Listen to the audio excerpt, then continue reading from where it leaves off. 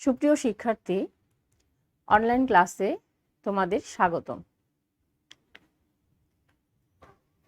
Rajshahi college কর্তৃক আয়োজিত online ক্লাসে আমি তোমাদের সাথে আছি নাসরিন আক্তার বানু, সহকারী অধ্যাপক, রাষ্ট্রবিজ্ঞান বিভাগ, রাজশাহী কলেজ, রাজশাহী।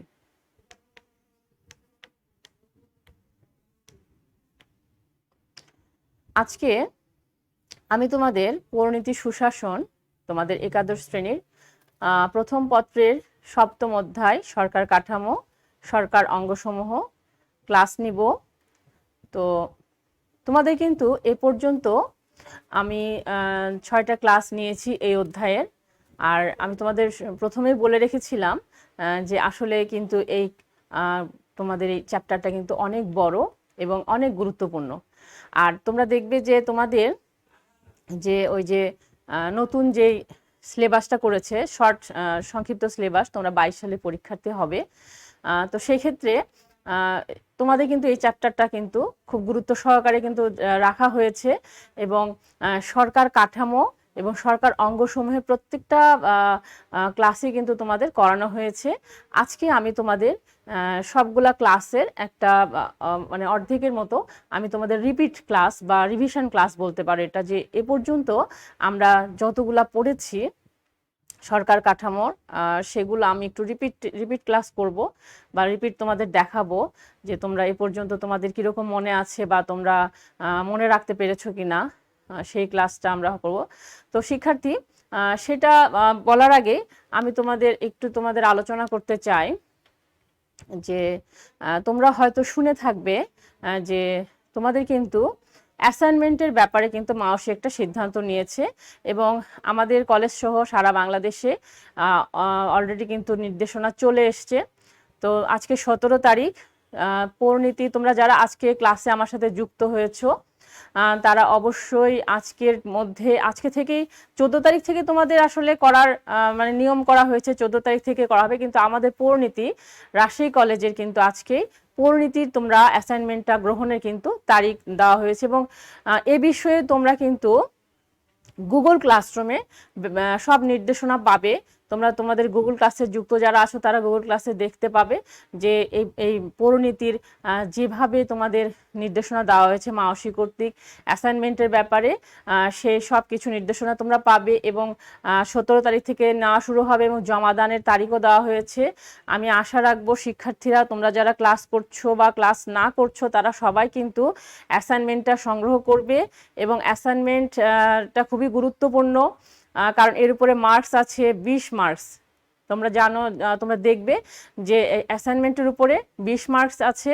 তোমরা যদি 17 থেকে 20 তুলতে পারো তাহলে কিন্তু অতি উত্তম এরকম নাম্বার পাবে। আর আরেকটা কথা, অ্যাসাইনমেন্ট কিন্তু নিজে হাতে লিখতে হবে, ঠিক আছে? তোমরা অন্য কারো হাতে লিখতে পারবে না বা কারো কাছ থেকে কপি করে নিতে পারবে না। আরেকটা বিষয় মাথায় রাখবে যে অ্যাসাইনমেন্ট কিন্তু কোনো প্রকার কপি বা কোথাও থেকে মানে সংগ্রহ করে বা কোনো কিছু দেখে এরকম না। তোমরা যেটা ক্লাস করা হয়েছে বা বইয়ে যেগুলো পড়েছো, আর তোমাদের টপিকস কিন্তু দেওয়াই হবে যে তোমাদের এই টপিক্সের উপরে আজকে যেহেতু প্রথম সপ্তাহ, প্রতি সপ্তাহে তোমাদের অ্যাসাইনমেন্টের ডেট দেওয়া হবে। তো তোমাদের যেহেতু প্রথম সপ্তাহ আজকে, সেক্ষেত্রে তোমাদের ফার্স্ট পেপার থেকে হয়তো টপিকস যাবে, সেই টপিক্সে তোমাদের অ্যাসাইনমেন্টগুলো লিখতে হবে, কিভাবে লিখতে হবে, কিভাবে তোমাদের নাম্বার বন্টন করে সব কিছু কিন্তু সুন্দরভাবে নির্দেশনা দেওয়া আছে। এবং তোমরা যারা অ্যাসাইনমেন্ট সংগ্রহ করতে চাও আজকে থেকেই তোমরা যোগাযোগ রাখবে গুগল ক্লাসরুমে এবং অ্যাসাইনমেন্ট নিজে হাতে লিখবে। কোনো কিছু কপি করে করলে সেটা কিন্তু মার্কস অবশ্যই কাটা হবে, তোমরা সে ব্যাপারে একটু সচেতন থাকবে। আর যেটা হচ্ছে তোমাদের নিজে হাতে লিখতে হবে। আর কপিটা আমরা ডিপার্টমেন্টে হার্ড কপি আমরা নিব, সংগ্রহ করে আমরা জমা রাখবো, আবার তোমাদের কাছে আবার তোমরা আমাদেরকে যখন দিবে আমরা দেখে আবার তোমাদেরকে দিব এবং আমাদের হার্ড কপি আমাদের কাছে একটা করে থাকবে। এইভাবে কিন্তু আমাদের মোটামুটি অ্যাসাইনমেন্টের ব্যাপারে এই আলোচনাগুলো করা হয়েছিল এবং আমি আশা রাখবো তোমরা আজকে থেকেই যোগাযোগ করবে এবং অ্যাসাইনমেন্ট সংগ্রহ করবে এবং নির্দিষ্ট সময় মতো তোমরা কিন্তু অ্যাসাইনমেন্টটা অবশ্যই ডিপার্টমেন্টে দিবে। তো তো আজকে চলো আমরা ক্লাস শুরু করে দিই এবং সংক্ষিপ্ত সিলেবাসে তোমাদের যে ক্লাস সেটা হচ্ছে আমার সরকার কাঠামো এবং সরকারের অঙ্গসমূহের মধ্যে ইতিপূর্বে অলরেডি আমরা সব আলোচনা অলরেডি করে ফেলেছি এবং এই চ্যাপ্টারটা মোটামুটি শেষ হয়ে গেছে। লাস্ট ক্লাস তোমরা করেছিলা। তো প্রথমের দিকে ক্লাসগুলা কিরকম ছিল? প্রথমে আমাদের সরকারের কাঠামো এবং সরকারের অঙ্গ, প্রথমে আমাদের আলোচনার বিষয়বস্তু ছিল কিন্তু সরকার কি, তাই না? তোমরা জানো যে একটা দেশের রাষ্ট্রের উপাদান কয়টা? রাষ্ট্র উপাদান কয়টা তোমরা তো জানো? রাষ্ট্রীয় উপাদান 4টা, তাই না? নির্দিষ্ট ভূখণ্ড, জনসমষ্টি, সরকার এবং সার্বভৌমত্ব, 4টা উপাদান নিয়ে কিন্তু রাষ্ট্র গঠন করা হয়। তো সরকার একটা গুরুত্বপূর্ণ উপাদান। তোমরা জাহাজ যদি চলে, সেক্ষেত্রে যদি জাহাজের যে নাবিকের সাথে কিন্তু সরকারের তুলনা, জাহাজটাকে চালনা করছে কিন্তু নাবিক, সেই রকম গুরুত্বপূর্ণ উপাদান হলো সরকার।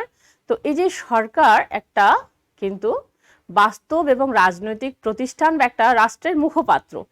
আর সরকার বলতে আইন, শাসন, বিচার বিভাগের সাথে সংশ্লিষ্ট সকল কর্মকর্তা কর্মচারীকে বোঝায়। তার মানে শিক্ষার্থী, তোমরা ইতিপূর্বে ক্লাসে এই সরকার সম্পর্কে কিন্তু ব্যাপক আলোচনা আমি করেছি এবং সরকার সম্বন্ধে সব ধরনের আলোচনাই কিন্তু করা হয়েছে। সরকার কি, সরকার হচ্ছে কত প্রকার হতে পারে, সরকার বিভিন্ন রাষ্ট্রবিজ্ঞানে বিভিন্নভাবে সরকারকে সংজ্ঞায়িত করেছেন, সবগুলো কিন্তু আমি সবগুলা ক্লাসে কিন্তু আজকে একটা সারসংক্ষেপ ক্লাস কিন্তু এটা নিচ্ছি এবং মোটামুটি একটা সারাংশটাই বলতে পারো যে সমস্ত কিছু যেগুলো ক্লাস হয়েছে সরকার কাঠামোর উপরে, আজকে সেইগুলো একটু একটু করে আমি তোমাদের আবার মনে করাই দিব এবং আবার রিপিট বলতে পারো এটাকে, যে তোমাদের যে হয়তো পুরোনো ক্লাসগুলো তোমরা ভুলে গেছো কিংবা অনেকে হয়তো করো নাই, সেক্ষেত্রে তাদের জন্য বা তোমাদের জন্য সুবিধার জন্য এই ক্লাসটা আজকে। তো সরকার বলতে কি বোঝাচ্ছে? যে আইন শাসন ও বিচার বিভাগের সাথে সংশ্লিষ্ট সকল কর্মকর্তা কর্মচারীকে বুঝায়। তার মানে কি? যে এখানে আইন শাসন, ঠিক আছে, আইন বিভাগ, শাসন বিভাগ এবং বিচার বিভাগের সাথে যে সংশ্লিষ্ট কর্মকর্তা কর্মচারী আছে, তাদের সকলের সমষ্টিকে কিন্তু বলা হচ্ছে কি সরকার। আর সরকার গঠিত হয় সকল নাগরিকের সম্মতিতে। তার মানে কি? এটা হচ্ছে গণতান্ত্রিক রাষ্ট্রের সম্মতি বোঝাচ্ছে কি জনগণ প্রতিনিধি নির্বাচনের মাধ্যমে সরকার গঠন করবে, তাদের সরকারকে গঠন করবে, সেটা প্রত্যক্ষ হতে পারে, সেটা পরোক্ষও হতে পারে, তাই না? আর ব্যাপক অর্থে যদি বলা যায় তাহলে সরকার বলতে বোঝাচ্ছে যে সকল নাগরিকের সমষ্টি, সকল নাগরিকের সমষ্টি কিন্তু সরকার। তোমরা এখন বোঝো হ্যাঁ সকল নাগরিকের সমষ্টি কিভাবে সরকার হয়? এটা হচ্ছে সকল নাগরিক সমষ্টিবদ্ধ হয়ে একজনকে প্রতিনিধি নির্বাচন করবে এবং সেই প্রতিনিধিরা সেটা হচ্ছে সংসদীয় উপায়ে বলো, রাষ্ট্রপতি শাসিত উপায়ে বলো, সরকার গঠন করবে। তো এটাই নাগরিকের মতামত, নাগরিকের সমষ্টিগত মতামত নিয়ে কিন্তু সরকার গঠিত হয়। এই যে দেখো যে নাগরিকগণ ভোটাধিকার প্রয়োগ করে আবার সরকার পরিবর্তন করে। তার মানে যখন মনে করে এটা কিন্তু গণতান্ত্রিক সরকার ব্যবস্থার কথা বলা হয়েছে, যে নাগরিক কি করবে? তাদের ভোটাধিকার প্রয়োগ করবে, তাদের ভোট দানের যে একটা অধিকার আছে। তোমরা জানো যে প্রত্যেকটা দেশেই ভোটের মাধ্যমে হচ্ছে ক্ষমতা, প্রতিনিধিত্বশীল গণতান্ত্রিক রাষ্ট্রে ভোটের মাধ্যমে ক্ষমতা প্রয়োগ করে সরকারকে পরিবর্তন করবে, সেটা নির্দিষ্ট সময় পর পর, একটা নির্দিষ্ট সময় আছে, সেই সময়সীমার মধ্যে সরকার পরিবর্তন করে। সেটা বিভিন্ন সরকারের ব্যবস্থা বিভিন্ন রকম হতে পারে। আমরা এগুলো আলোচনা করেছি এবং আমরা একটু এই বিষয়ে আবার পরবর্তীতে একটু আলোচনা করব। তোমরা ক্লাসে তোমরা সাথে থাকো, তোমরা অবশ্যই বুঝতে পারবে। এবং রাষ্ট্রের যে সার্বভৌম ক্ষমতা, এটা কিন্তু সরকারের মাধ্যমে প্রকাশিত হয়। সার্বভৌম ক্ষমতা মানে কি তোমরা জানো? হ্যাঁ, এখানে সার্বভৌম ক্ষমতা হচ্ছে চূড়ান্ত এবং চরম ক্ষমতা। যে রাষ্ট্রের 4টা উপাদানের মধ্যে কিন্তু সার্বভৌমত্বের কথাও বলা হয়েছে, যে সার্বভৌমত্ব এটা যদি না থাকে সরকার কিন্তু ক্ষমতায় টিকে থাকতে পারবে না, কিংবা রাষ্ট্রের যদি এই ক্ষমতা না থাকে তাহলে কিন্তু অন্য রাষ্ট্র এসে তাই সেই রাষ্ট্রকে দখল করে নিতে পারে। এটা কিন্তু চরম এবং চূড়ান্ত ক্ষমতা, অ্যাবসোলিউট পাওয়ার। এই পাওয়ারটা যদি না থাকে তাহলে কিন্তু রাষ্ট্র গঠন করা সম্ভবপর হবে না। অনেক সময় রাষ্ট্র যেমন হচ্ছে এই পাকিস্তান এবং পূর্ব পাকিস্তানের মধ্যে ছিল। দেখো এখানে কিন্তু পূর্ব পাকিস্তানে কি ছিল না, সার্বভৌম ক্ষমতা কিন্তু ছিল না, যার কারণে কিন্তু কি হয়েছিল এখানে, কি হয় যে সরকার টিকে থাকতে পারে নাই। সেরকম অনেক দেশই আছে যেসব দেশ ক্ষমতা অনেক রাষ্ট্র দখল করে নিয়েছে, যেসব রাষ্ট্রের সার্বভৌম ক্ষমতা থাকে না সেগুলো দখল করে নেয়। তো দেখো আমরা আজকে সরকার বলতে এটাই বুঝলাম যে একটা রাষ্ট্রের গুরুত্বপূর্ণ উপাদান, এবং এই গুরুত্বপূর্ণ উপাদানই হচ্ছে একটা বাস্তব এবং রাজনৈতিক প্রতিষ্ঠান এবং একটা রাষ্ট্রের একটা মুখপাত্র। আর সরকার কি আইন বিভাগ, শাসন বিভাগ এবং বিচার বিভাগের সাথে যেই সকল কর্মকর্তা কর্মচারী, এই সকল সমষ্টিকে বোঝাচ্ছে সরকার। আর সরকার গঠিত হয় সকল নাগরিকের সম্মতিতে। আর ব্যাপক অর্থে আমরা বলতে পাচ্ছি যে সকল নাগরিকের সমষ্টিকেই সরকার বলা হচ্ছে। এখন দেখো শিক্ষার্থী, যে অ্যারিস্টটলের নাম তো শুনেছো, তাই না? রাষ্ট্রবিজ্ঞানের জনক হচ্ছেন অ্যারিস্টটল। তিনি কি করেছেন যে দুইটা নীতির উপরে ভিত্তি করে সরকারের শ্রেণী বিভাগ করেছেন। একটা হচ্ছে কি যে সংখ্যা নীতি, আর একটা হচ্ছে উদ্দেশ্য নীতি। ঠিক আছে? সংখ্যা নীতি মানে হচ্ছে সরকারের কতটা হচ্ছে সংখ্যা থাকবে, শাসকের কতটা সংখ্যা থাকবে।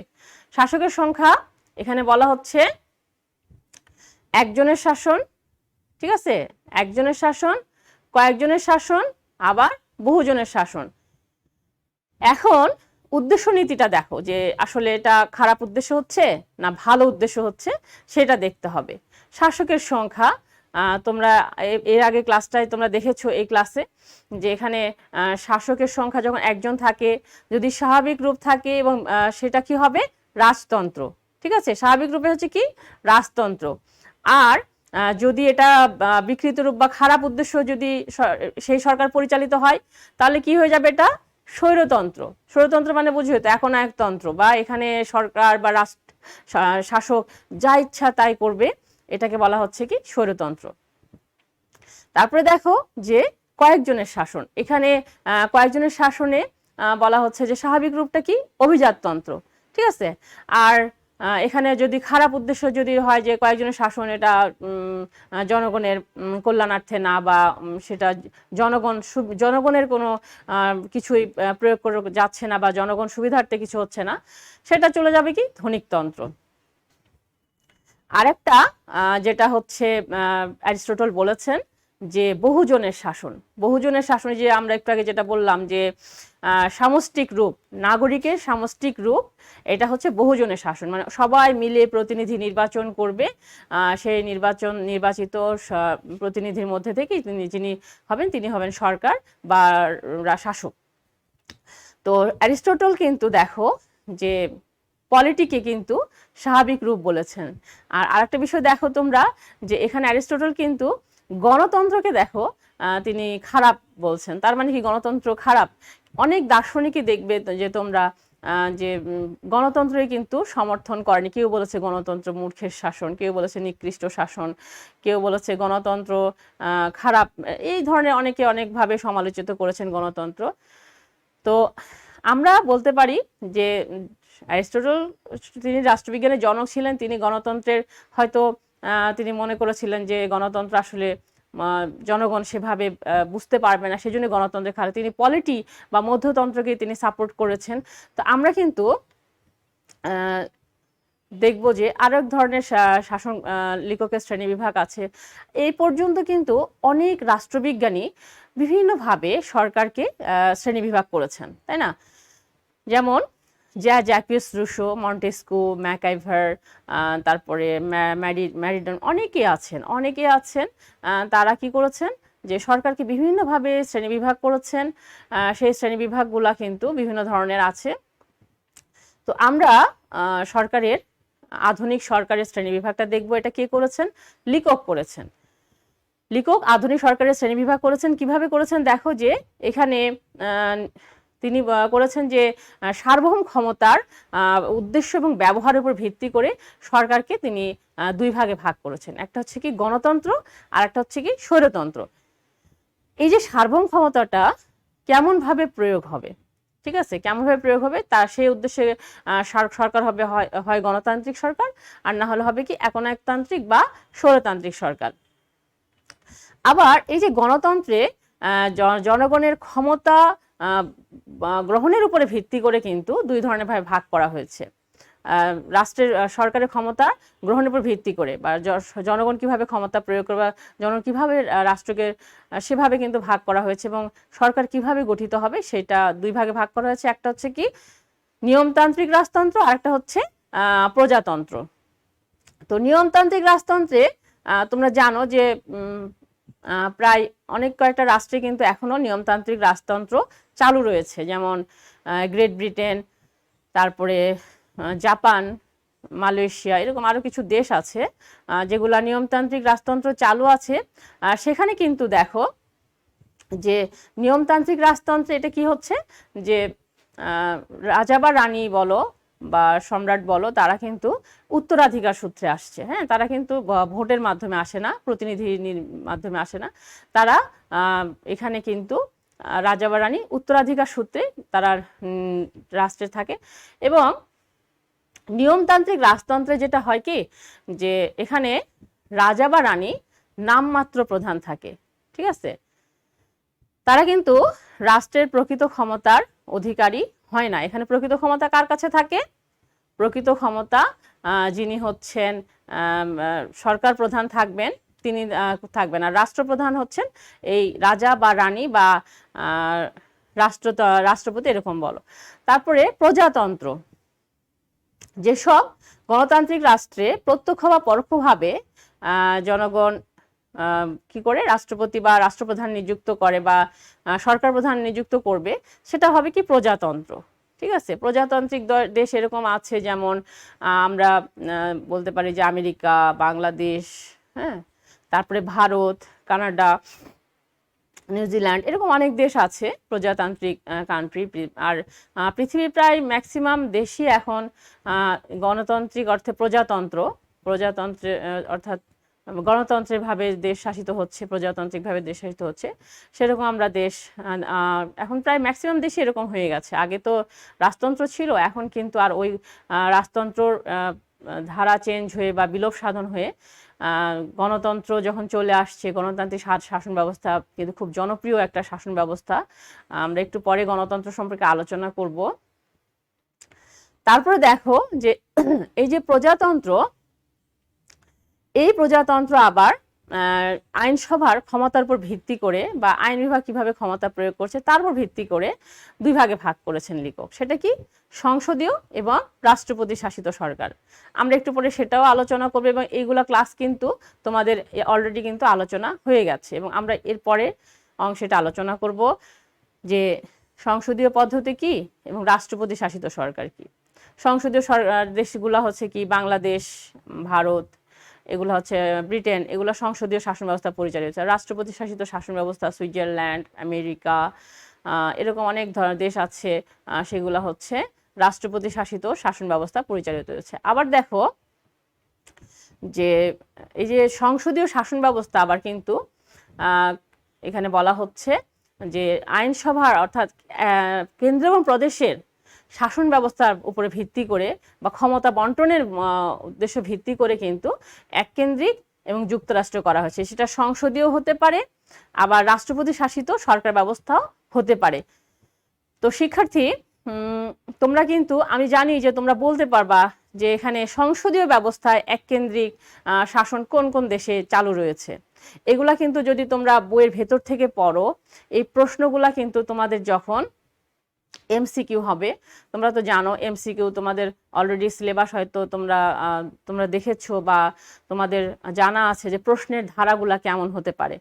হ্যাঁ, প্রশ্নের ধারা আমরা ওই দেখেছি যে যেগুলো এ পর্যন্ত প্রশ্ন হয়েছে যে এমসিকিউ থাকবে, এবং তোমাদের হচ্ছে যে জ্ঞানমূলক, অনুধাবনমূলক, প্রয়োগমূলক, উচ্চতর দক্ষতা, সেখানে এমসিকিউ প্রশ্ন যদি তোমরা এই যে বইয়ের যে লাইনগুলো আছে, এই যে যেমন ধরো সংসদীয় এককেন্দ্রিক শাসন ব্যবস্থা কোন কোন দেশে পরিচালিত হয়। এখন তোমরা যদি জেনে থাকো যে হ্যাঁ এককেন্দ্রিক শাসন ব্যবস্থা কি, এককেন্দ্রিক শাসন ব্যবস্থা কোন কোন দেশে আছে, আর সংসদীয় ব্যবস্থা কোন কোন দেশে আছে। দেখো এখানে কিন্তু সুন্দর একটা আমি তোমাদের ছক করে দিয়েছি যে গণতন্ত্র, স্বৈরতন্ত্র। গণতান্ত্রিক শাসন ব্যবস্থা আবার দুই ধরনের, একটা হচ্ছে নিয়মতান্ত্রিক রাজতন্ত্র আর একটা হচ্ছে প্রজাতন্ত্র।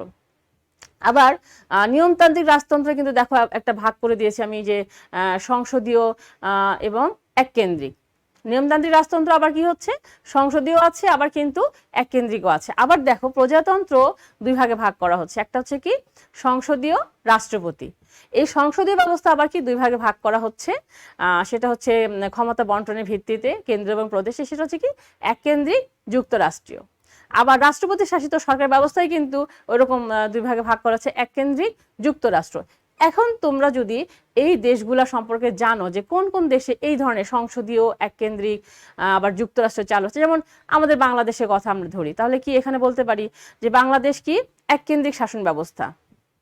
ঠিক আছে, এখানে কিন্তু কোনো প্রদেশ নাই, প্রদেশ নাই, সেখানে এককেন্দ্রিক শাসন ব্যবস্থা আছে এবং অবশ্যই সংসদীয় শাসন ব্যবস্থা আছে, এবং অবশ্যই সেটা হচ্ছে গণতন্ত্রের অর্থ প্রজাতন্ত্র।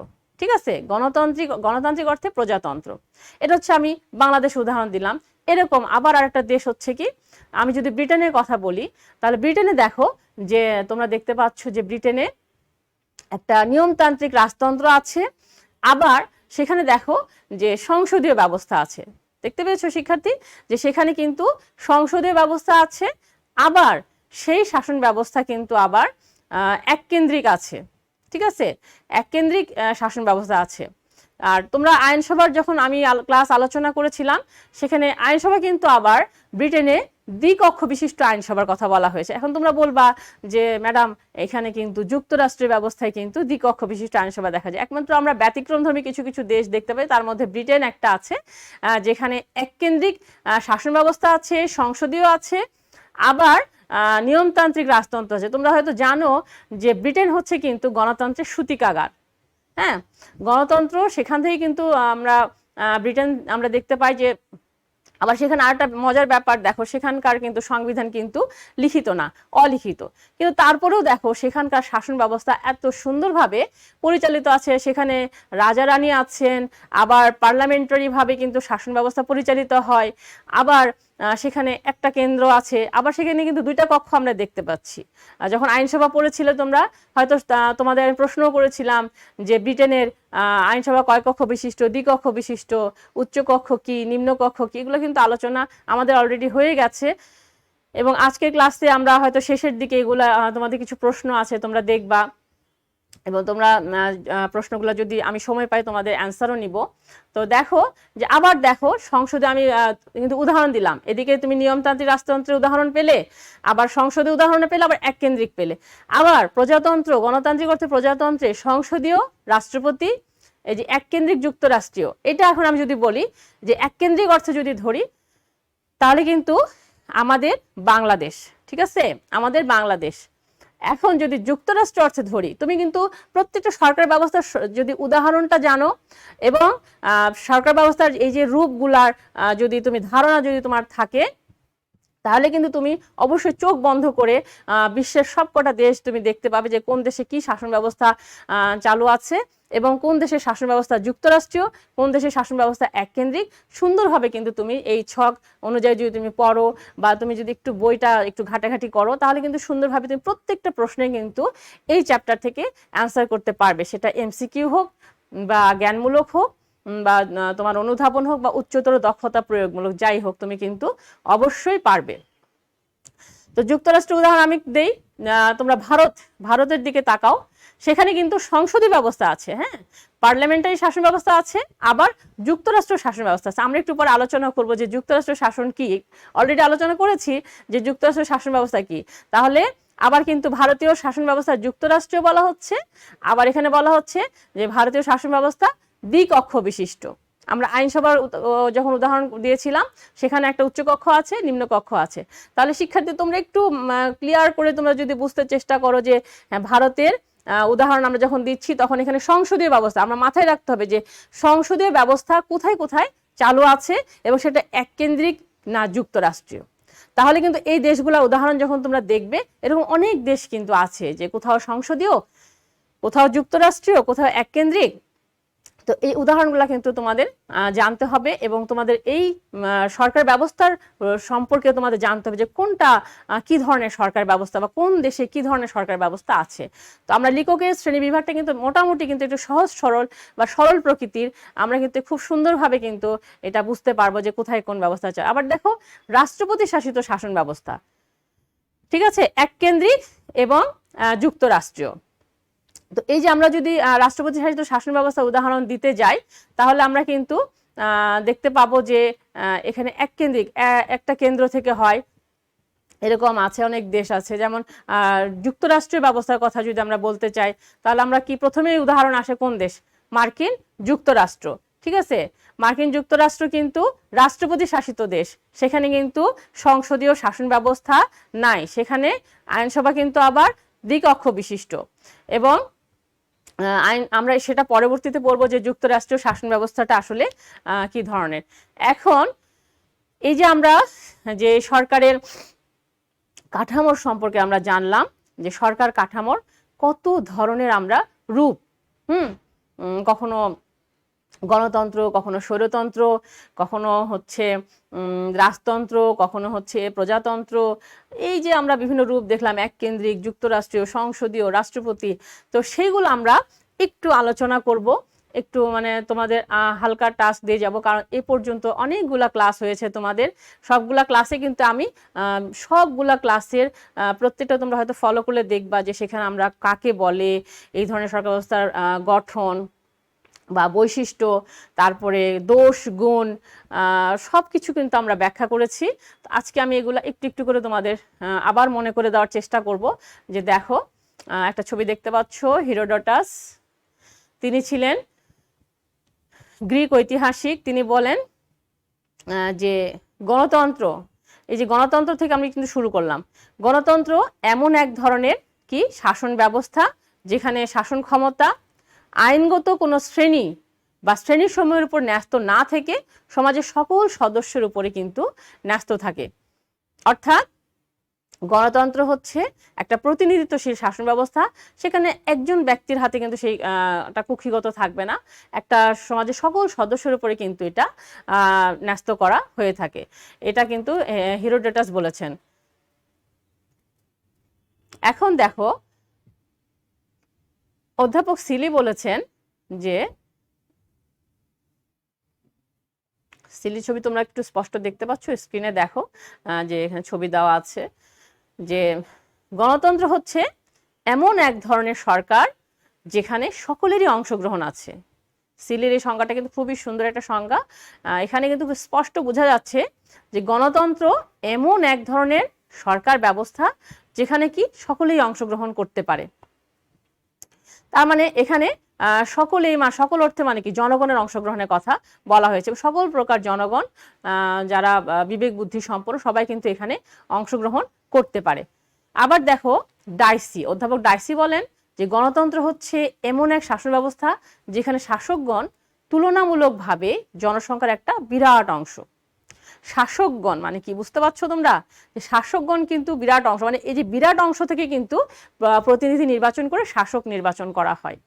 আর তোমরা তো মার্কিন যুক্তরাষ্ট্রের প্রেসিডেন্টের নাম জানো, যে তার একটা বিখ্যাত সংজ্ঞা আছে, আব্রাহাম লিঙ্কন। তার বিখ্যাত সংজ্ঞা হচ্ছে democracy is a government of the people, by the people and for the people. তোমাদের কিন্তু এই সংজ্ঞাটা একেবারেই খুবই একটা জনপ্রিয় সংজ্ঞা। তো গণতন্ত্র হচ্ছে কি জনগণের কল্যাণের জন্য জনগণের দ্বারা পরিচালিত জনপ্রতিনিধিত্বমূলক একটা শাসন ব্যবস্থা। আর এই যে আমরা গণতন্ত্র বলছি, যে গণতন্ত্র, যে অ্যারিস্টটল কিন্তু বলেছেন যে বিকৃত অর্থে গণতন্ত্র খুব খারাপ সরকার, কিন্তু আদৌ কি খারাপ? এখানে কিন্তু আমরা দেখব যে গণতন্ত্রের যখন আমরা রূপ দেখেছি, গণতন্ত্রের বৈশিষ্ট্য দেখেছি, তোমরা দেখো যে গণতন্ত্র এর মধ্যে কিন্তু বৈশিষ্ট্য তোমরা দেখতে পাচ্ছ যে এখানে প্রতিনিধিত্বশীল কথা বলা হয়েছে, তাই না? প্রতিনিধিত্বশীল কথা, এখানে জনগণ কিন্তু অংশগ্রহণ করতে পারে, জনগণের সকল প্রকার মতামত ব্যক্ত হচ্ছে। তাহলে আর গণতন্ত্র কিন্তু একটা ব্যাপক এবং জনপ্রিয় কিন্তু শাসন ব্যবস্থা, বর্তমানে কিন্তু গণতন্ত্রকে বলা হচ্ছে যে খুব জনপ্রিয় একটা শাসন ব্যবস্থা। আর বিশ্বের প্রায় প্রতিটি দেশেই কিন্তু এখন গণতান্ত্রিক শাসন ব্যবস্থা পরিচালিত হচ্ছে এবং গণতান্ত্রিক নিয়ম অনুযায়ী কিন্তু শাসন ব্যবস্থা পরিচালিত হয়। আর এখানে আমরা যে গণতান্ত্রিক যে বৈশিষ্ট্যগুলোর মধ্যে দেখেছিলাম, সেখানে কিন্তু গণতন্ত্রে আইনের শাসন প্রতিষ্ঠিত হয়েছিল, আইনের শাসন প্রতিষ্ঠিত হয়, সেখানে সবাই কিন্তু সমান সুযোগ সুবিধা লাভ করতে পারে, জনগণের মতামতের অধিকার রক্ষিত হয়, জনগণ তার ন্যায্য অধিকার পায়, সব কিছু সুন্দরভাবে গণতন্ত্রের ভোগ করতে পারে, গণতন্ত্রের জনগণের সব কিছু আশা আকাঙ্ক্ষার মূল্যায়ন ঘটে। তো সেটা হচ্ছে গণতান্ত্রিক শাসন ব্যবস্থার একটা ভালো বৈশিষ্ট্য। এটা যদি বিকৃত অর্থে যায় যে যদি গণতান্ত্রিক শাসন ব্যবস্থার প্রতিনিধি এমনভাবে নির্বাচন করা হলো, সেই প্রতিনিধির কথা চিন্তা না করে, তখন সেটা কিন্তু খারাপ অর্থে বিকৃত হয়ে যাবে, সেটা আলাদা ব্যাপার। কিন্তু গণতন্ত্রে কিন্তু সবকিছুই জনগণের সুবিধা বা জনগণের কল্যাণের জন্য করা হয়, কারণ জনগণই তাদের শাসককে কিন্তু নির্বাচিত করে থাকে। এখন আমরা দেখি এই যে গণতন্ত্রের কথা বলা হচ্ছে, তো এই গণতন্ত্রের কিন্তু কিছু সফলতা, আমরা বৈশিষ্ট্য আলোচনা করেছি। আমরা জানি যে গণতন্ত্রের ভালো দিকও আছে, খারাপ দিকও আছে, সেটাও আমরা অলরেডি আলোচনা করে ফেলেছি। তো আজকে আমি তোমাদের কিছু দিব যে গণতন্ত্রের সফলতার কিছু শর্ত আছে, যেমন শিক্ষা ব্যবস্থার উন্নয়ন। এখন যদি গণতন্ত্রকে সফল করতে হয় তাহলে কি করতে হবে? শিক্ষা ব্যবস্থার উন্নয়ন ঘটাতে হবে। কারণ ওই যে বলেছে যে মূর্খরা কিন্তু অ্যাকচুয়ালি বুঝবে না যে গণতন্ত্র কি জিনিস। এই জন্য সবার মাঝে কিন্তু শিক্ষাটা ছড়াই দিতে হবে, শিক্ষার ব্যবস্থার উন্নয়ন ঘটাতে হবে। তারপরে 2 নম্বরে গণতন্ত্রের যেটা সফলতার শর্তের মধ্যে পড়ছে যে অর্থনৈতিক সমতা। যে অর্থনৈতিক সমতা মানে কারো যদি গৃহহীন যদি কেউ হয়ে থাকে, কেউ যদি পেটে অন্ন না থাকে, খাবার ব্যবস্থা না থাকে, তারপরে মোটামুটি যে মৌলিক অধিকারগুলা সেগুলা যদি ঠিকঠাক মতো না পায় বা আর্থিক যদি সচ্ছলতা না থাকে, তাহলে সেই দেশে গণতন্ত্র কি আর একনায়কতন্ত্র কি, সেই জনগণের মধ্যে কিন্তু সেটা কিন্তু আর হিতাহিত জ্ঞান থাকে না। সেই জন্য কি করতে হবে? গণতন্ত্রকে সফল করতে হলে অবশ্যই অর্থনৈতিকভাবে সমতাটা আনতে হবে। তারপরে দেখো সামাজিক সমতা, এখানে সামাজিক সাম্যের কথা বলা হয়েছে। এখানে কারোর জন্য কম, কারোর জন্য বেশি এরকম না, সবাই এখানে সমানভাবে সুযোগ সুবিধা লাভ করবে এবং সবাই সমান ভাবে সেই সমতাটা ভোগ করে থাকবে। সমাজের সকল স্তরের সুযোগ সুবিধাটা দিতে হবে, তাহলে কিন্তু সামাজিক সমতাটা আসবে। আরটা যদি দেখো সহনশীলতা, ঠিক আছে, সহনশীলতা এই গণতান্ত্রিক সফলতা কিন্তু একটা অন্যতম শর্ত। কি জন্য সহনশীলতার কথা বলা হচ্ছে? যে অনেক সময় দেখা যাচ্ছে যে কোনো সরকার ব্যবস্থা, নির্বাচন ব্যবস্থা যদি সুষ্ঠুভাবে হয় বা সুষ্ঠুভাবে যদি নাও হয়, তখন কি হয়? বিরোধী দল তাদেরকে দোষারোপ করতে থাকে এক দল আর এক দলের প্রতি অসহিষ্ণু আচরণ। মোট কথা পরম সহিষ্ণুতার অভাব কিন্তু গণতন্ত্রে থাকা লাগবে, কারণ পরম সহিষ্ণুতা বা সহনশীল আচরণ কিন্তু গণতন্ত্র সফলতাটাকে আরো বেশি সফল করে তুলবে। গণতান্ত্রিক ঐতিহ্য, এখানে গণতান্ত্রিক ঐতিহ্যের কথা বলা হচ্ছে এরকম যে নির্বাচন ব্যবস্থা থাকবে, ঠিকঠাক মতো নির্বাচন হবে। তারপরে এখানে যে আলোচনা বা সমালোচনা যাই হোক আইনসভার মাধ্যমে হবে। কোনো প্রকার যেটা যদি মনে করে যে কোনো দল যদি ক্ষমতার ক্ষমতাচ্যুত হয় বা ক্ষমতা থেকে সরে যায়, তো সেইভাবে নিয়ম অনুযায়ী বা গণতান্ত্রিক ঐতিহ্য অনুযায়ী ক্ষমতার নির্বাচনটা দিতে হবে। তো এইভাবে যে গণতান্ত্রিক যে ঐতিহ্যগুলো আছে ভোটের মাধ্যমে, সবকিছু যে গণতান্ত্রিক যে নিয়মগুলো আছে সেগুলোর মাধ্যমে করলে কিন্তু গণতন্ত্র সফল হবে। যথার্থ আইনের শাসন, এখানে আইনের শাসনটাকে যথার্থভাবে প্রয়োগ করা হবে। কাউকে অযথা ধরা যাবে না বা প্রতিহিংসামূলক আচরণ করে কাউকে আইনের আওতায় নিয়ে আসা যাবে না। আইনের শাসন সবার জন্য সমানভাবে প্রযোজ্য হবে। এভাবে কিন্তু গণতন্ত্রের সফলতা লাভ করা যায়। তারপরে বিচার বিভাগের স্বাধীনতা। হ্যাঁ, এই যে আমরা গণতন্ত্রের মূল বা যেটা হচ্ছে কি বিচার বিভাগকে স্বাধীন করে দিতে হবে। বিচার বিভাগের উপরে কোনো বিভাগ কিন্তু হস্তক্ষেপ করতে পারবে না। যদি হস্তক্ষেপ করে তাহলে কিন্তু সেই গণতন্ত্র কিন্তু আর সফলতা লাভ করতে পারবে না। তারপরে দক্ষ এবং সৎ নেতৃত্ব, অবশ্যই যিনি গণতন্ত্র যিনি থাকবেন বা সরকার ব্যবস্থায় যিনি থাকবেন বা নেতৃত্বে যিনি থাকবেন তিনি কিন্তু অবশ্যই দক্ষ এবং সৎ হতে হবে। তাকে দক্ষ সৎ না হলে কিন্তু গণতন্ত্র হবে না। আর সুষ্ঠু জনমতটাকে সুষ্ঠুভাবে গড়ে তুলতে হলে তাদেরকে সামনে নিয়ে আসতে হবে এবং তাদের সামনে সব কিছু কিন্তু তুলে ধরতে হবে, সেটা মিডিয়ার মাধ্যমে হোক বা আইনসভার মাধ্যমে হোক এবং কোনো রাজনৈতিক সভা সমিতির মাধ্যমে হোক, সব কিছু দিয়ে কিন্তু সুষ্ঠু জনমতটাকে গড়ে তুলতে হবে। জনগণ যেন সুষ্ঠুভাবে তাদের মতামতটা দিতে পারে, সেইটা কিন্তু গণতান্ত্রিক শাসন ব্যবস্থায় রাখতে হবে। জনগণের সজাগ দৃষ্টি, তারপরে দেখো যে জনগণের কিন্তু এখানে সজাগ দৃষ্টি থাকতে হবে। প্রত্যেকটা জনগণ সচেতন হতে হবে যে তাদের অধিকার কি, তাদের যে অধিকার ঠিকমতো হচ্ছে কিনা, মৌলিক অধিকার তারা পাচ্ছে কিনা, বা তাদের সংবিধান অনুযায়ী সবকিছু তারা ঠিকঠাক মতো করতে হবে, সেটা তাদের জনগণকে সচেতন থেকে সেটা দেখতে হবে। তাহলে কিন্তু গণতন্ত্র সফলতা লাভ করবে।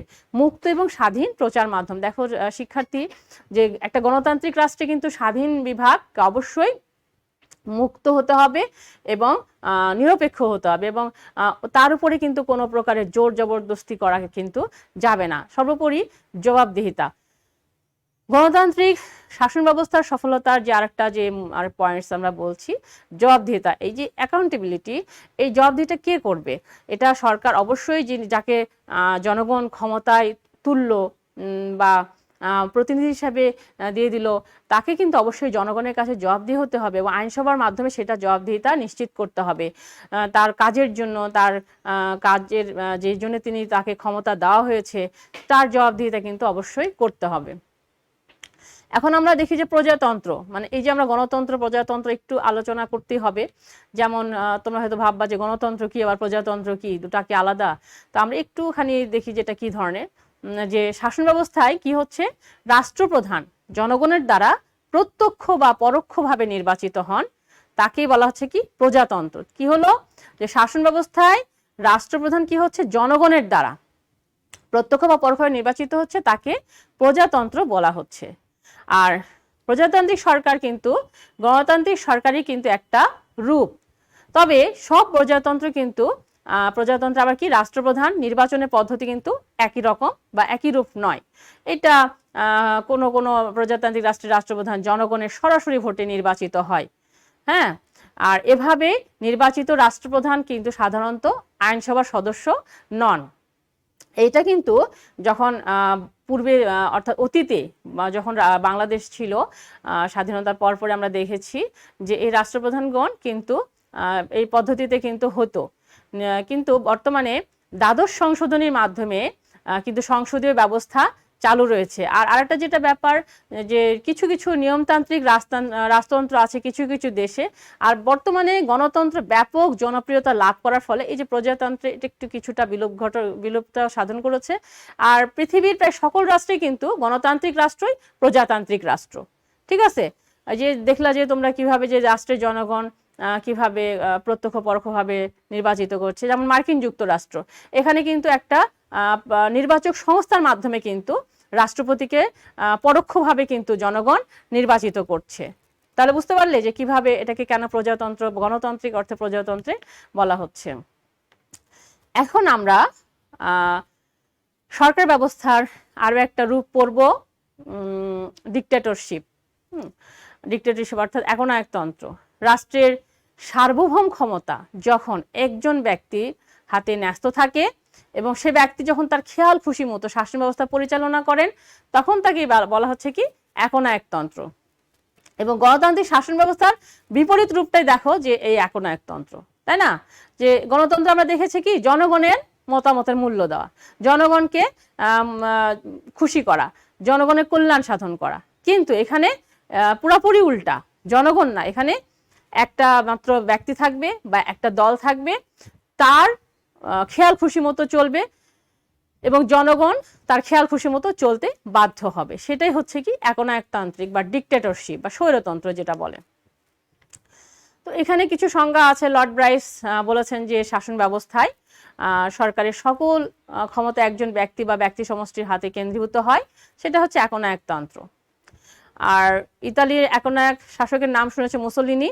তিনি বলেছেন এই শাসন ব্যবস্থায় সবকিছুই রাষ্ট্রের স্বার্থে করা হয়, কোনো কিছু রাষ্ট্রের ঊর্ধ্বে নয়, আবার রাষ্ট্রের বাইরেও কোনো কিছু নয়। তো এরকম একনায়কতান্ত্রিক সরকারের উদাহরণ আছে, যেমন স্প্যানিশ ফ্রান্সিসকো ফ্র্যাঙ্কো, ইটালির মুসোলিনি, জার্মানির হিটলার, এদের নাম তোমরা শুনে থাকবে যে তারা চরম একনায়কতান্ত্রিক সর্বাত্মকবাদী শাসক ছিলেন।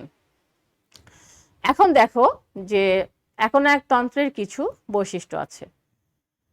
এখানে একনায়কতন্ত্রের বৈশিষ্ট্যের মধ্যে দেখো যে এক ব্যক্তির শাসন, ঠিক আছে, এখানে একজন ব্যক্তি কিন্তু শাসন করবে, তার তার মতেই কিন্তু দেশ শাসিত হবে, এখানে আর কেউ কিন্তু কোনো প্রকার মতামত ব্যক্ত করতে পারবে না, তার মতেই কিন্তু দেশ চলবে, সেই সকল ক্ষমতার ভোগ করবে এবং সেই হবেন রাষ্ট্রপ্রধান, সরকার প্রধান, সবকিছুই কিন্তু সেই হবে।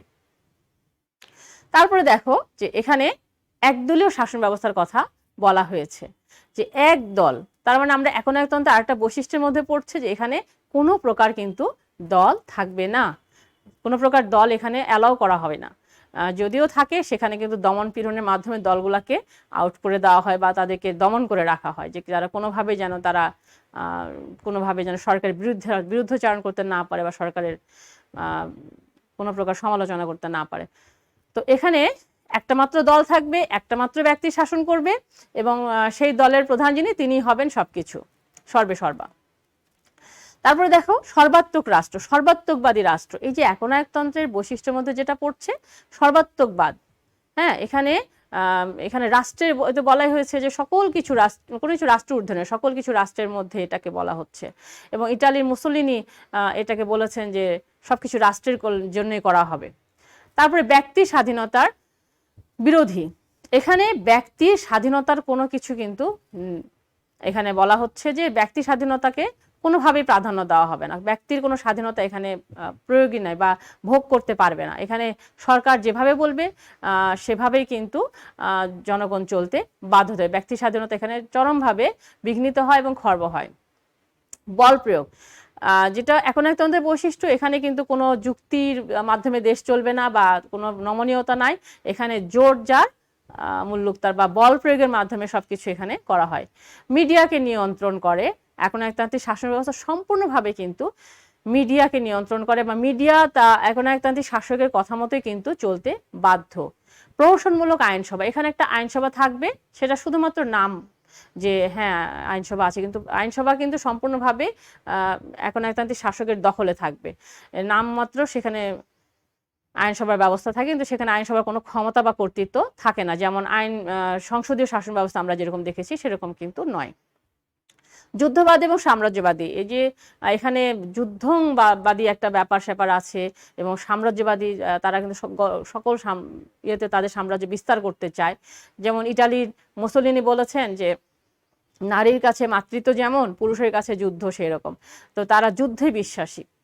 উগ্র জাতীয়তাবাদের আমরা দেখেছি যে উগ্র জাতীয়তাবাদী একনায়কতন্ত্রের বৈশিষ্ট্য। আরেকটা যেটা আছে ব্যক্তি স্বাধীনতা ও গণতন্ত্র বিরোধী, এখানে ব্যক্তির কিন্তু স্বাধীনতার কিন্তু এখানে কোনো মূল্যই নাই এবং গণতন্ত্রের কোনো প্রশ্নই আসে না। তাহলে আমরা একনায়কতন্ত্রের বৈশিষ্ট্য দেখলাম। গণতন্ত্র এবং একনায়কতন্ত্রে একটু তুলনামূলক আলোচনা করি, তোমাদের হয়তো একটু বড় প্রশ্নে হয়তো এটা থাকতে পারে বা তোমাদের অ্যাসাইনমেন্টও হয়তো এরকম কোনো টপিকস পরবর্তীতে আসতে পারে, সেক্ষেত্রে তোমরা যদি এটা জানো তাহলে সুন্দরভাবে কিন্তু তোমরা অ্যান্সার করতে পারবে। তো দেখো গণতন্ত্রের শাসকের সংখ্যা কি, এখানে জনগণই কিন্তু থাকবে, হচ্ছে জনগণই হচ্ছে শাসকের নির্ধারণ করে দেবে, কিন্তু একনায়কতন্ত্রে কি বলা হচ্ছে শাসকের সংখ্যা শুধুমাত্র একজন থাকবে। ক্ষমতার উৎস, গণতন্ত্রের ক্ষমতার উৎস হচ্ছে জনগণ, জনগণের সকল ক্ষমতা উৎস, সার্বভৌম ক্ষমতার মালিক, কিন্তু একনায়কতন্ত্রে ক্ষমতার একক ক্ষমতা হচ্ছে এই এক ব্যক্তি, ব্যক্তি স্বাধীনতা। গণতন্ত্রে ব্যক্তি স্বাধীনতা অবশ্যই আছে এবং গণতন্ত্রে ব্যক্তিকে অবশ্যই স্বাধীনতা দেওয়া হয়, কারণ ব্যক্তি স্বাধীনতা না থাকলে তো গণতন্ত্র থাকবে না। আর তার ঠিক বিপরীতই হচ্ছে একনায়কতান্ত্রিক শাসনবাদ, এখানে কোনো ব্যক্তি স্বাধীনতা নেই। আইনসভার ক্ষমতা এবং মর্যাদা, গণতান্ত্রিক সরকার ব্যবস্থা আইনসভাই কিন্তু মেইন, আইনসভা সকল প্রকার ক্ষমতা ভোগ করে থাকে এবং আইনসভার মর্যাদাও চরমভাবে সেখানে থাকে। আইনসভার যদি আস্থা হারায় তাহলে কিন্তু সরকার যদি অনাস্থা প্রস্তাব নিয়ে আসে তাহলে সরকার কিন্তু এখানে ক্ষমতা ত্যাগ করতে বাধ্য হবে।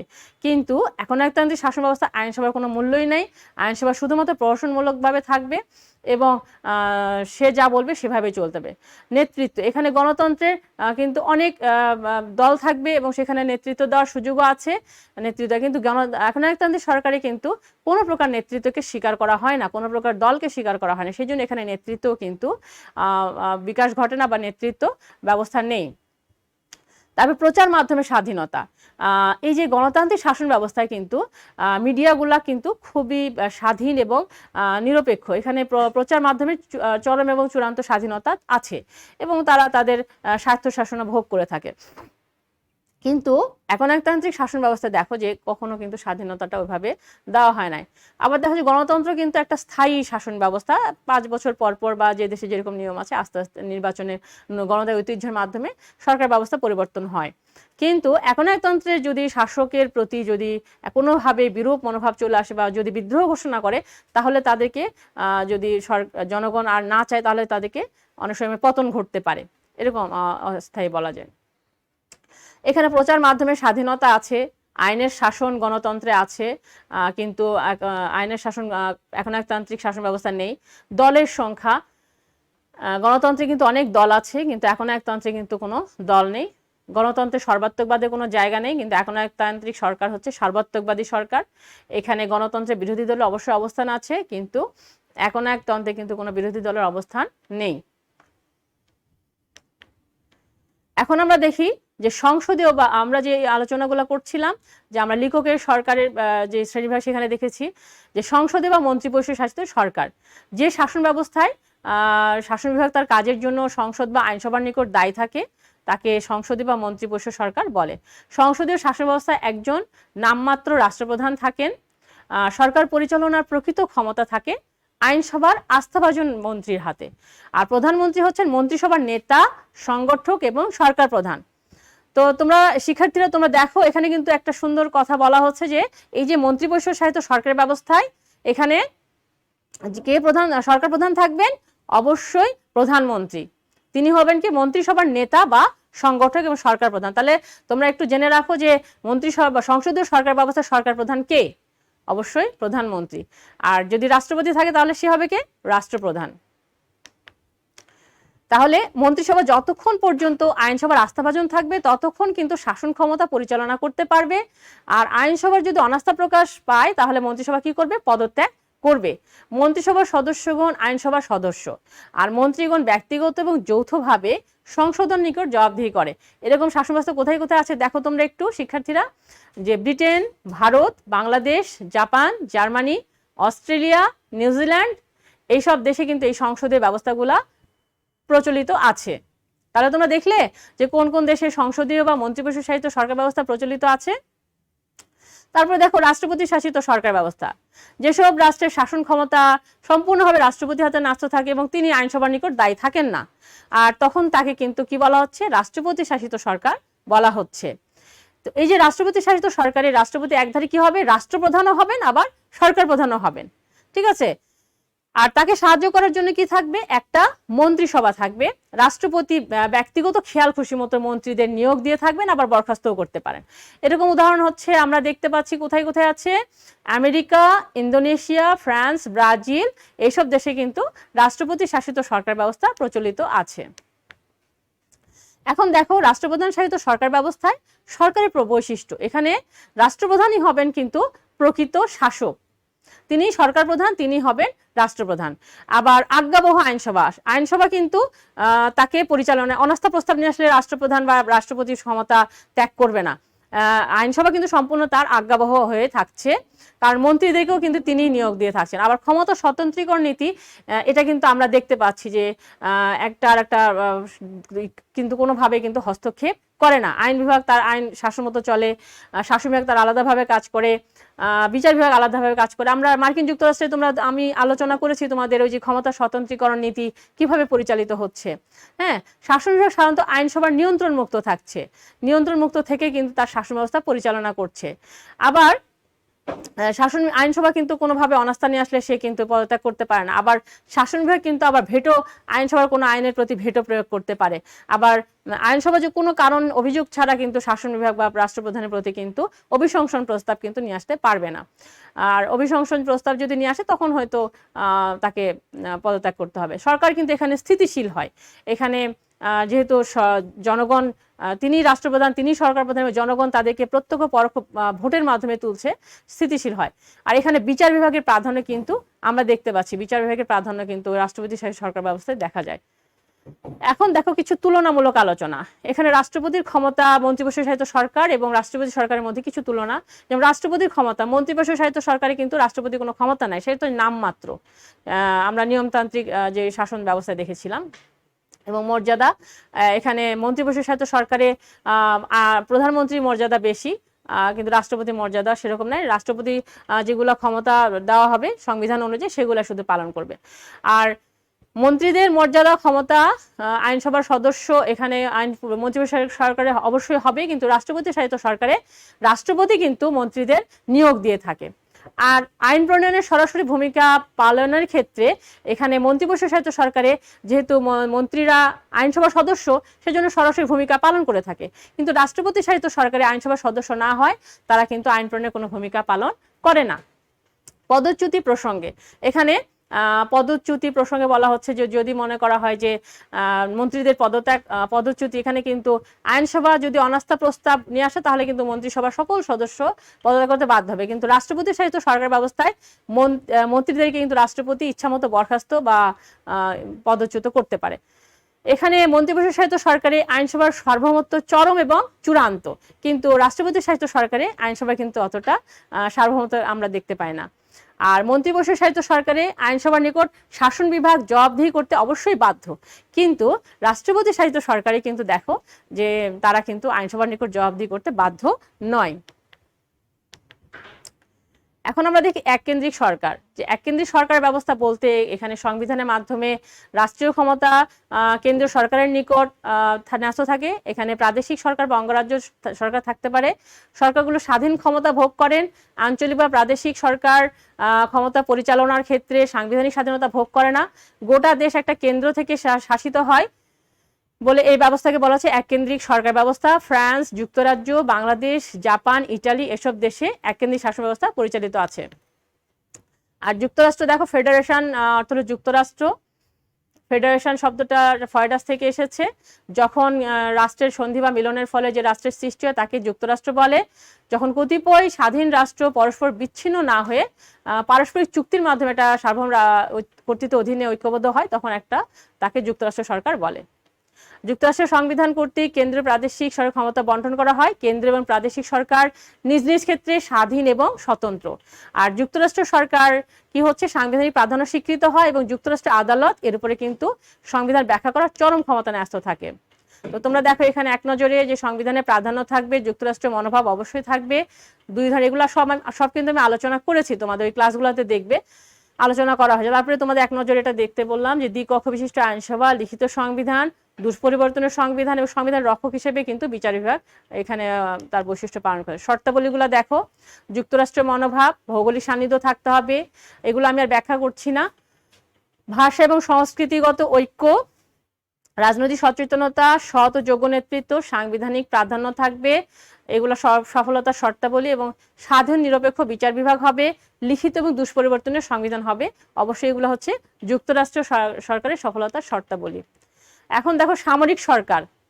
হ্যাঁ, আমরা সামরিক সরকার পড়েছি যে যখন নির্বাচিত সরকারের শাসন ক্ষমতা যখন দেশে সামরিক বাহিনী দখল করে নেয়, সরকারের পরিচালনা করতে তাকে সামরিক সরকার বলে। এরকম দেশ অনেক আছে, আফ্রিকার দেশগুলো আমরা দেখেছি। এবং কিছু দেশ যখন দলীয় কন্দল, রাজনৈতিক হিংসা, বিদ্বেষ, অর্থনৈতিক অনুন্নয়ন, জনগণ যখন হতাশ হয়ে পড়ে তখন সামরিক বাহিনী তার কু করে ক্ষমতা দখল করে নেয়। আর সমাজতন্ত্র দেখো, যে সমাজতান্ত্রিক শাসন ব্যবস্থা কি হচ্ছে, যে সমাজতান্ত্রিক ব্যবস্থা হচ্ছে ব্যক্তি স্বাতন্ত্র্যবাদের বা পুঁজিবাদের বিপরীত ব্যবস্থা। সমাজতন্ত্র এমন একটা পূর্ণাঙ্গ রূপ যেখানে উপাদানগুলোর উপরে কিন্তু ব্যক্তিগত মালিকানার পরিবর্তে সামাজিক মালিকানা প্রতিষ্ঠিত হয়। এখানে ব্যক্তিগত কোনো মালিকানা থাকবে না, এখানে সম্পূর্ণভাবে সবাই কিন্তু এখানে শ্রমিকের পূর্ণাঙ্গ অধিকার দেওয়া হয় বা এখানে সকলের সমান সুযোগ সুবিধা ভোগ করে থাকে সমাজতান্ত্রিক ব্যবস্থায়। তারপরে দেখো ধর্মতান্ত্রিক ব্যবস্থা। এখানে আমরা বিভিন্ন দেশ দেখেছি ধর্মতান্ত্রিক, মধ্যযুগে কিন্তু ধর্মতন্ত্রে কিন্তু ব্যাপক প্রচলন ছিল। যেই ধর্মীয় বিধিবিধান অনুযায়ী যে শাসন ব্যবস্থা পরিচালিত হয় তাকে ধর্মতান্ত্রিক সরকার বলে। অনেক সময় ধর্মীয় নেতার যে গঠন করা হয় পরিচালিত, তা সেই সরকারকে বলা হচ্ছে ধর্মতান্ত্রিক সরকার। এই ধরনের সরকার ব্যবস্থা আমরা দেখেছি ভ্যাটিকান সিটিতে আছে। তারপরে তোমার তারপরে রাজতন্ত্র তো আমরা দেখেছি যে যেখানে রাজা রানী উত্তরাধিকার সূত্রে ক্ষমতা লাভ করে, অতীতে ছিল রাজতন্ত্র, আর মন্ত্রীগণ ছিলেন রাজার একান্ত অনুগত। এইসব দেশগুলো আছে, যেমন বর্তমানে সৌদি আরব রাজতন্ত্র প্রচলিত রয়েছে, আর নিয়মতান্ত্রিক রাজতন্ত্র আছে গ্রেট ব্রিটেন, জাপান, মালয়েশিয়া, এগুলাতে প্রচলিত আছে।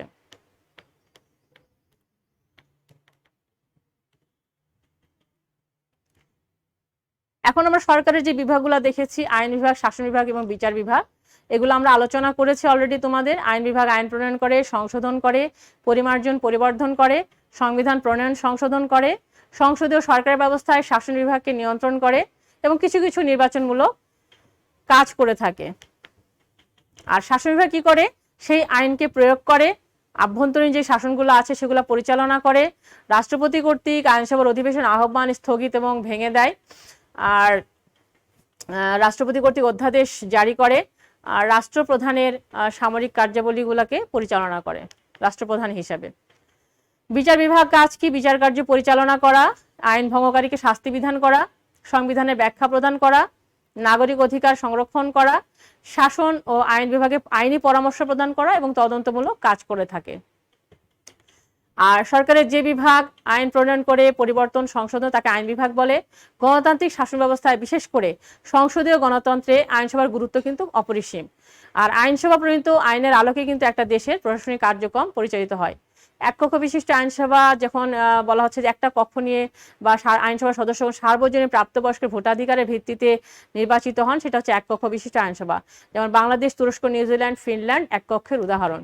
আর দুটা কক্ষ বা পরিষদ নিয়ে যখন গঠিত হয় তাকে দ্বিকক্ষ বিশিষ্ট আইনসভা বলে। এরূপ আইনসভার প্রথম কক্ষকে নিম্নকক্ষ, দ্বিতীয় কক্ষকে উচ্চকক্ষ বলা হয়। আর দ্বিকক্ষ বিশিষ্ট আইনসভার উদাহরণ দেখো যে আমেরিকার যুক্তরাষ্ট্র, যুক্তরাজ্য, কানাডা, ফ্রান্স, ভারত, এইগুলা রাষ্ট্র। এখন আমরা দেখি যে এক নজরে বাংলাদেশের আইনসভার আমরা কিছু দেখতে জিনিস একটু তোমাদের জন্য নিয়ে আসছি। যেমন বাংলাদেশের আইনসভার নাম কি? জাতীয় সংসদ। ইংরেজি নাম কি? House of the nation. জাতীয় সংসদের প্রতীক শাপলা। বর্তমান সর্বমোট আসন সংখ্যা 350, আর সংরক্ষিত মহিলা আসন 50, সরাসরি ভোটে নির্বাচিত আসন 300। জাতীয় সংসদের মেয়াদ 5 বছর, আর সংসদের অধিবেশন ভঙ্গ, স্থগিত করতে পারেন কে? রাষ্ট্রপতি। জাতীয় সংসদের সভাপতিকে স্পিকার। প্রথম স্পিকার ছিলেন মোহাম্মদুল্লাহ, প্রথম নারী স্পিকার ডক্টর শিরিন শারমিন চৌধুরী। অধ্যাদেশ মানে কি? আমি একটু আগে বললাম যে অধ্যাদেশ জারি করেন। অধ্যাদেশ হচ্ছে রাষ্ট্রপতি নিজে যে আইন জারি করেন সেটা হচ্ছে অধ্যাদেশ। বাংলাদেশের সরকার সংসদীয় পদ্ধতি সরকার। সংসদীয় পদ্ধতিতে রাষ্ট্রপ্রধান হচ্ছেন কি? রাষ্ট্রপতি। তাহলে সংসদীয় পদ্ধতিতে রাষ্ট্রপ্রধান হচ্ছে কি? রাষ্ট্রপতি। আর সরকার প্রধানকে? প্রধানমন্ত্রী।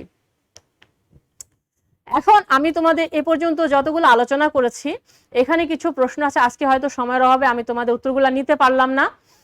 পরবর্তী যদি ক্লাস আমরা নিতে পারি তো সেখানে তোমাদের আমি এই উত্তরগুলো আমি করব। তো তারপরে তোমাদের এটা কিন্তু বাড়ির কাজ হিসেবে আমি দিলাম যে তোমরা কিন্তু অবশ্যই এগুলা কিন্তু তোমরা বাসায় সলভ করবে, যে বর্তমান বিশ্বে কতটা প্রজাতান্ত্রিক সরকার কাঠামো রয়েছে, সর্বপ্রথম প্রজাতান্ত্রিক সরকার ব্যবস্থা প্রতিষ্ঠিত হয় কোন দেশে, এক কক্ষ বিশিষ্ট আইনসভা কি আমরা আলোচনা করেছি, দ্বিকক্ষ বিশিষ্ট আইনসভা কি, ব্রিটেনের আইনসভা উচ্চকক্ষের নাম কি একটু আগে আমি আলোচনা করলাম, মার্কিন যুক্তরাষ্ট্রের উচ্চকক্ষের নাম কি, আইনসভার প্রধান কাজ কি, শাসন বিভাগের মূল কাজ কি, এই যে আইন প্রণয়ন এবং আইন সংশোধনের দায়িত্ব কোন বিভাগের, বাংলাদেশ সংবিধানের অভিভাবক কে, আর ক্ষমতা স্বতন্ত্রীকরণ নীতির শ্রেষ্ঠ প্রবক্তা কে।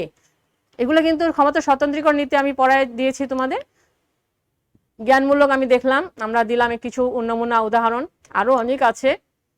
তোমরা যে চ্যাপ্টারটা গোটা পড়লে কিন্তু জ্ঞানমূলকগুলো সব সুন্দরভাবে পারবে। অনুধাবন প্রশ্নগুলো দেখো, যে ক্ষমতা স্বতন্ত্রীকরণ নীতি, কনফেডারেশন হয়তো তোমাদের পড়ানো হয়নি, যে কতগুলো স্বাধীন রাষ্ট্র একত্রিত হয়ে যে গঠন করে সেটাকে বলা হচ্ছে কনফেডারেশন।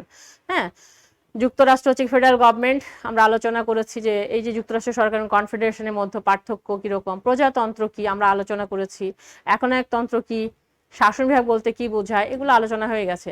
একটা তোমাদের সৃজনশীল প্রশ্ন ছিল, তোমরা এটা একটু বাসায় সলভ করবা, যে প্রশ্নটাই যে অবস্থা দেখো, যে বিলাস একটি বই পড়ে জানতে পারলো যে বাংলাদেশ ও যুক্তরাষ্ট্রীয় একই ধরনের সরকার ব্যবস্থা প্রচলিত রয়েছে, ক্ষমতা বন্টনের নীতি অনুসারে দুই দেশের সরকার পরিচালনা পদ্ধতি ভিন্ন, বাংলাদেশের রাষ্ট্রপ্রধান ও সরকার প্রধান ভিন্ন ব্যক্তি এবং আইন বিভাগ শক্তিশালী।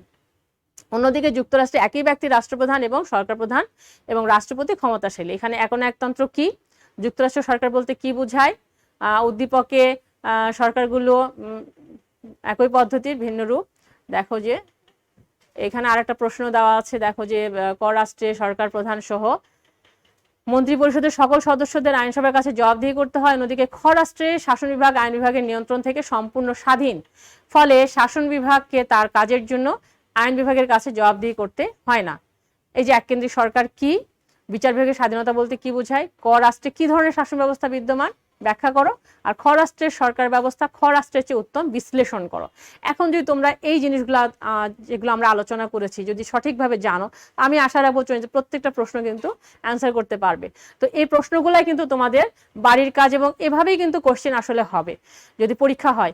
আর তোমাদের অ্যাসাইনমেন্টের ব্যাপারে যেটা বলা হচ্ছে, তোমরা আজকে থেকেই গুগল ক্লাসরুমে দেখো বা কলেজের ওয়েবসাইটে দেখো, অ্যাসাইনমেন্টের ব্যাপারে কিন্তু বিশদ নির্দেশনা দেওয়া হয়েছে এবং তোমরা অবশ্যই সংগ্রহ করবে এবং সঠিক সময়ের মধ্যে কিন্তু অ্যাসাইনমেন্টগুলা জমাদান করবে, জমা দিবা, এটা আমার তোমাদের প্রতি বলার উদ্দেশ্য।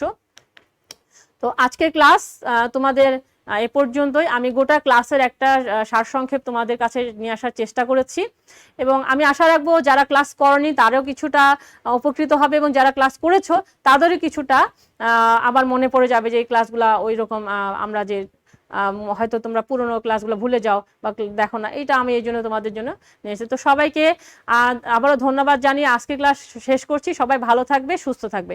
ধন্যবাদ সবাইকে।